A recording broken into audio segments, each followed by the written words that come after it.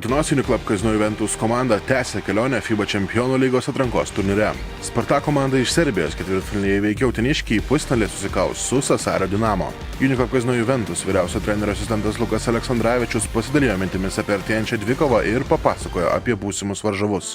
Nuotaikos tikrai darbingos, geros, ruošiamės kitam varžovui. Šiaip viskas, sakau, tikrai puikiai, sąlygos čia labai geros, reikia tik atidirbti savo darbą ir judėti toliau.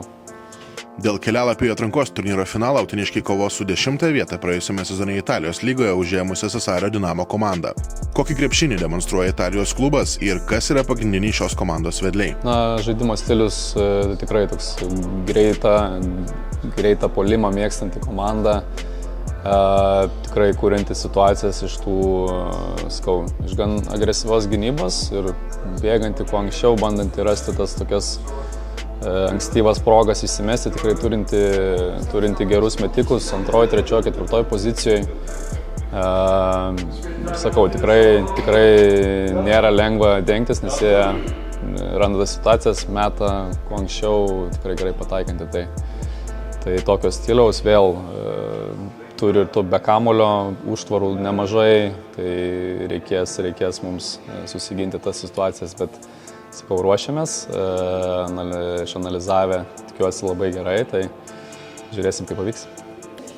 Pagrindiniai gynėjai būtų Bibinsas ir Fobsas, tai Bibinsas toks labiau, kur kontroliuoja kamuolį, žaidėjas, kuriantis tiek kitiems, tiek savo, vėl ankstyvos kažkokios fazės puolimo, mėgstantis pats įsimesti, bet vėl labai geras ir driveris tuo pačiu, vadinamas, įeinantis į baudos aikštelę. Tai Fobsas toks labiau gal ant savęs, metikas, skoreris vadinamas. Tai čia būtų tokie pagrindiniai jų žaidėjai. Faktas, negalim pamiršti ir metikų gerų, Sokolovskis, Bendžius. Tai tikrai, sakau, puolime stipri komanda ir reikės stabdyti.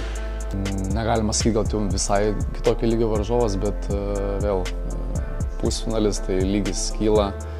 Komanda Italijos aukščiausio diviziono, tikrai aukšto lygio. Atsakau, turim po paskutinių rungtynių, ką turėjom pataisyti, vėl kažkiek pasikoreguoti dalykus ir prisitaikyti prie ką jie žais ir ką mes norim išpildyti. Tai sakau, tų dalykų visokių nemažai, bet ruošiamės ir tikimės geriausiai. Kviečiame visus 21:30 palaikyti mus per GO3.